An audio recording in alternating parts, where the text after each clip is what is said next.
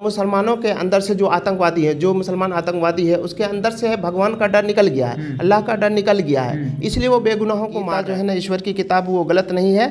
और गीता में जो श्री कृष्ण ने कहा है कि जब जब धरती पर पाप बढ़ता है तब तब मैं अवतार लेता हूँ, इसलिए गीता कहीं से भी गलत नहीं है और मैं गीता को एकदम सत्य किताब मानता हूँ। मैंने आत्मा पे एक रिसर्च किया है और वो रिसर्च सेम उसी तरह है जिस तरह गीता में श्री कृष्ण ने कहा है कि आत्मा परमात्मा का ही अंश है। जी जी जी बिल्कुल। तो कुरान में भी सर वही है।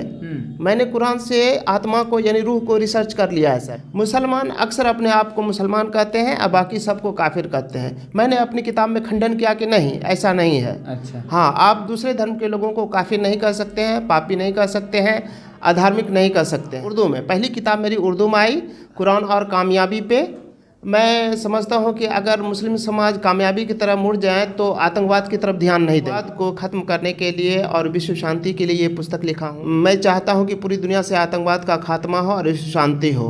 आज भारत ही नहीं पूरी दुनिया आतंकवाद से त्रस्त है, इसलिए जब भी कहीं आतंकवादी घटनाएँ होती हैं मुझे दुख होती है, पीड़ा होती है, अंदर से मेरा मन रोता है। को लिखने वाले भी कोई न कोई पर्सन होते हैं जिन्होंने देखिए आज इस तरह की एक बुक लेके हैं, एक नहीं कई सारे इन्होंने बुक लेके हैं। उदाहरण के लिए हमने एक बुक अपने हाथ में रखे हैं और इस बुक में लिखा हुआ है मैं अल्लाह तक कैसे पहुंचा, अब्दुल रशीद। इनकी जो लेखक है आप देख सकते हैं, ये बुक की जो लेखक है अब्दुल रशीद नाम के, और ये सर हमारे साथ बगल में बैठे हुए भी और बहुत ही अच्छा तरीक़ा से देख रहे हैं। और इसमें देखेंगे कई सारे पॉइंट है इन्होंने लिखे हैं।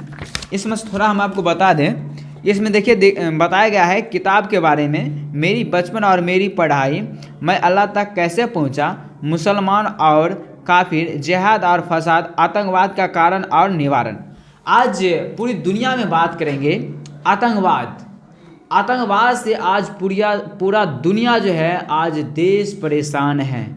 हर जगह जो बॉर्डर पे देखते हैं आतंकवाद ने ही अपने वो आतंकवादी छिड़कर या छिड़काव करके, आप जैसे भी अपने शब्दों में समझ सकते हैं, आज पूरा दुनिया को तोड़ने के काम कर रहे हैं, भाई भाई को तोड़ने के काम कर रहे हैं, देश देश को तोड़ने के काम कर रहे हैं। तो ये सारे मुद्दे पे हम सर से बात करेंगे। सर्वप्रथम सर आपको इस आरके मीडिया चैनल में स्वागत है। सर आपका भी बहुत बहुत धन्यवाद। सर मैं अपना परिचय 4 लाइन के साथ करना चाहता हूँ। जी जी दीजिए। मानवता का प्रेमी हूँ, अब्दुल रशीद है मेरा नाम, आया हूँ पिलाने सबको सफलता का जाम। ईश्वर ने कहा मुझसे एक बहुत बड़ी जिम्मेदारी थाम, जा असुरों का नाश कर दे, बस ये है तेरा काम। चलिए बहुत बहुत धन्यवाद सर। अपने सर बचपन की जीवनी बताएंगे कि आपने किस तरह से पढ़ाई लिखाई किए, कैसे फैमिली थे, कितना स्ट्रगल किए, उसके बाद में आप यहाँ तक पहुँचे। सर मैंने इसके लिए बहुत स्ट्रगल किया है। 2002 में मेरी शादी हुई। अच्छा। उसके बाद से ही सर मुझे ईश्वर की तरफ से अंतःप्रेरणा अंदर से जो है ना आवाज़ आई कि अब्दुल रशीद उठो और ये जो आतंकवाद नामक बुराई पूरी दुनिया में फैली हुई है इसको ख़त्म करो। उसके बाद से मैंने मतलब सोचा कि आखिर क्या किया जाए आतंकवाद को ख़त्म करने के लिए। सर मैं मानता हूँ कि जो अज्ञानता है यही आतंकवाद का कारण है। जी जी। तो इसलिए मैंने एजुकेशन को चुना। तो मैंने अपने गांव में ही मतलब बच्चों को पढ़ाने लगा। वैसे मैं सर डिप्लोमा इंजीनियर हूँ, लेकिन मैंने अपने गाँव में ही बच्चों को पढ़ाना शुरू कर दिया। धीरे धीरे बढ़ते बढ़ते मेरे पास लगभग 100 बच्चे हो गए। उसके बाद मैंने उर्दू में एक पतली सी किताब लिखी। सर प्रथम आपका जो बुक है वो क्या है, उर्दू में? हाँ उर्दू में। पहली किताब मेरी उर्दू में आई, कुरान और कामयाबी पे। मैं समझता हूँ कि अगर मुस्लिम समाज कामयाबी की तरफ मुड़ जाए तो आतंकवाद की तरफ ध्यान नहीं देंगे जी। इसलिए मैंने वो किताब लिखी। वो किताब अभी भी दिल्ली और एनसीआर क्षेत्र में चल रही है। उसके बाद 2011 में मैंने लिखी, ये 2005 की घटना है जब मैंने पहली बुक लिखी। पहली बुक 2005 की? जी। उसके बाद 2011 में मैंने दूसरी बुक लिखी। उस किताब का नाम मैंने रखा मुसलमान, काफिर और जिहाद। मुसलमान अक्सर अपने आप को मुसलमान कहते हैं और बाकी सबको काफिर कहते हैं। मैंने अपनी किताब में खंडन किया कि नहीं, ऐसा नहीं है। अच्छा। हाँ, आप दूसरे धर्म के लोगों को काफिर नहीं कह सकते हैं, पापी नहीं कह सकते हैं, अधार्मिक नहीं कह सकते हैं। तो इस पर मेरा बहुत ज़बरदस्त विरोध हुआ। हाँ, जब आप इस तरह के बुक लिखे होंगे तो खास करके जो मुसलमान भाई होंगे वो आपको काफ़ी विरोध किए होंगे कि आपने इस तरह के बुक क्यों लिखे। जी जी बिल्कुल ऐसा ही हुआ सर। मेरा ज़बरदस्त विरोध होने लगा। मेरे इलाके में ही नहीं, पूरे देश से मेरा विरोध होने लगा। मुझे गालियां दी जाने लगी, जान से मारने की धमकी दी जाने लगी। अब मेरे सर पे इनाम भी रखा गया सर। अच्छा, यानी कि मारने के लिए? जी, कि जो इस इंसान को मार देगा उसे 50,000 रुपया इनाम मिलेगा। जी।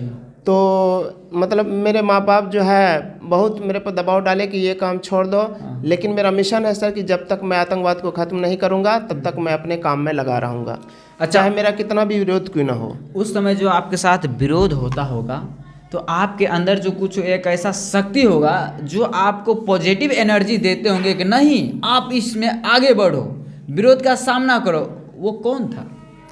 बिल्कुल सर, वो अपने अंदर की आवाज़, मेरे अंदर से आवाज़ आती थी कि नहीं तुम्हें झुकना नहीं है, किसी के सामने झुकना नहीं है। कहीं ना कहीं वो आपको अल्लाह ईश्वर वो आवाज़ को बुलंद कर रहे थे। जी, बिल्कुल बिल्कुल। वो कि तुम मतलब तुम्हारे रास्ते में बहुत सारी मतलब परेशानियाँ आएंगी, बहुत सारे तुम्हारे विरोध में होंगे, लेकिन तुमको झुकना नहीं है और अपने काम में लगा रहना है। अंत में तुम्हारी जीत निश्चित होगी और तुम एक दिन सफल होकर निकलोगे। जी। उसके बाद आगे क्या घटना हुआ? आगे सर घटना हुआ कि मेरा सोशल बायकॉट कर दिया गया। अच्छा। शादी में और जिसे मतलब मेरे समाज में आपको बांट दिया गया? जी, समाज में पूरी तरह बांट दिया गया। मतलब मेरे घर आना जाना सब बिल्कुल रोक दिया गया, बिल्कुल अकेला कर दिया गया। मेरे परिवार को, यहाँ तक कि इस तरह से आपको मजबूर कर दिया है कि आप अकेला हो जाएंगे तो अंत तो आपको ये काम छोड़ना पड़ेगा, इस तरह से मजबूर किया गया। जी जी जी, लेकिन मैंने फिर भी काम नहीं छोड़ा सर, अभी भी अपने काम पर टिका हुआ हूँ और किताब लिख रहा हूँ। चौथी किताब अभी मेरी तैयार हो रही है सर। ये चौथी किताब है? ये तीसरी किताब है। तीसरी, इसके बाद भी एक किताब है ना? जी जी जी। तो मेरा मिशन जारी रहेगा और मैं मतलब समाज से बुराई को ख़त्म करने के लिए और विश्व से आतंकवाद को ख़त्म करने के लिए मैं काम करता रहूँगा सर। मैंने आत्मा पर सर एक रिसर्च किया है। अच्छा। मैंने आत्मा पर एक रिसर्च किया है और वो रिसर्च सेम उसी तरह है जिस तरह गीता में श्री कृष्ण ने कहा है कि आत्मा परमात्मा का ही अंश है। जी जी जी बिल्कुल। तो कुरान में भी सर वही है।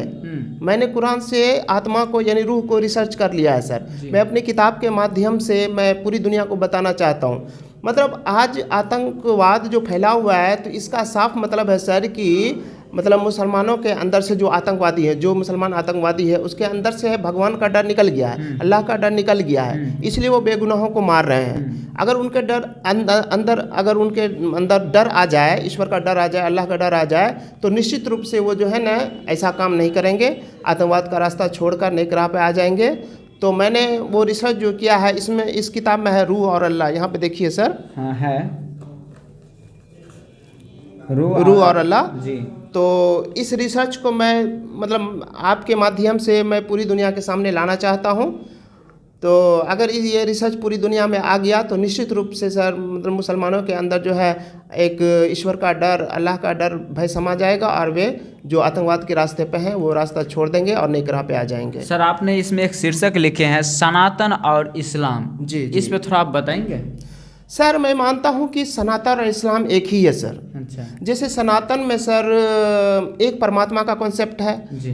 इस्लाम में भी एक अल्लाह का कॉन्सेप्ट है। सनातन में सर आत्मा को परमात्मा से जोड़ने के लिए योग है।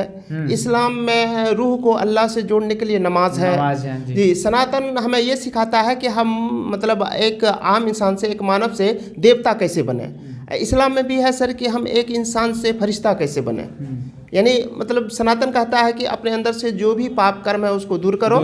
जी। और इस्लाम भी यही कहता है, नमाज भी हमें यही मतलब सिखाता है कि हम अपने अंदर से जो भी हमारे अंदर ईर्ष्या है, द्वेष है, अहंकार है, हम उसको निकालें और मतलब पवित्र बने।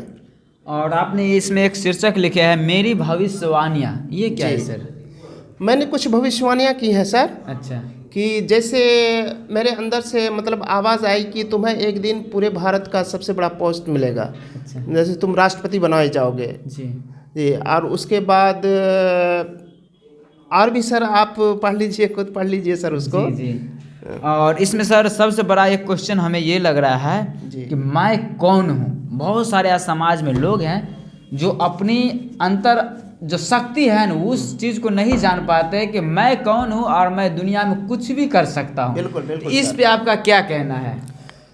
मैं आत्मा हूँ, मैं ही परमात्मा हूँ। अच्छा। मैं रूह हूँ, मैं ही अल्लाह हूँ। मैं सोल हूँ, मैं ही गॉड हूँ। जब जब धरती पर बुराई बढ़ती है तब तक उसे ख़त्म करने के लिए मैं किसी इंसान का रूप लेकर यहाँ आता हूँ। मैं ही कहलाता हूँ पैगंबर और मैं ही कहलाता हूँ अवतार। आज से लगभग 5000 साल पहले मथुरा की धरती पर श्री कृष्ण का रूप लेकर मैं ही आया था। अच्छा। तो मैं अपने आप को पैगंबर मानता हूँ, हाँ। अवतार मानता हूँ। अच्छा। इस पर भी इसी कारण जो है ना मेरा पूरे मुस्लिम समाज में जो है ना विरोध हो रहा है सर। जी। और लोग कह रहे हैं कि आप पैगंबर मोहम्मद के बाद जो है ना नया कोई नबी नहीं आएगा, नया पैगंबर नहीं आएगा। अच्छा सर, अभी तक ने आप यहाँ तक पहुँचे हैं, इसमें सबसे बड़ा योगदान किनका रहा है? हर एक व्यक्ति को आगे बढ़ाने के लिए किन्हीं का न किन्हीं का योगदान श्रेय रहता है। सर इसमें सबसे ज़्यादा योगदान मेरी माँ का रहा है। अच्छा। जी, मेरे माँ बाप जब का आपका रहा है। हिम्मत टूटता होगा माँ जी जी सपोर्ट जी, करती बिल्कुल होंगी। बिल्कुल। पूरी दुनिया मेरे खिलाफ हो गई लेकिन मेरी माँ जो है मेरे साथ रही सर। और मेरे अभी माँ भी बाप हैं। और अभी भी हैं। और जितने भी दर्शक इस वीडियो को देख रहे हैं, आप लोग को कहना चाहेंगे कि यदि यह बुक आपको चाहिए, इसका नाम है मैं अल्लाह तक कैसे पहुंचा, अब्दुल रशीद जो इनकी लेखक हैं और बगल में बैठे भी हैं। यह जो बुक है आपको अमेजोन पर अवेलेबल है। बहुत बहुत धन्यवाद सर। यह सर का इंटरव्यू कैसा लगा आप लोग कमेंट करके अपना राय जरूर देंगे और इस वीडियो को ज़्यादा से ज़्यादा फैलाइए ताकि यह वीडियो पूरे भारतवर्ष में जाए और पूरी दुनिया में आतंकवाद के नाम का जो चीज़ है ये सर के माध्यम से वो ख़त्म हो।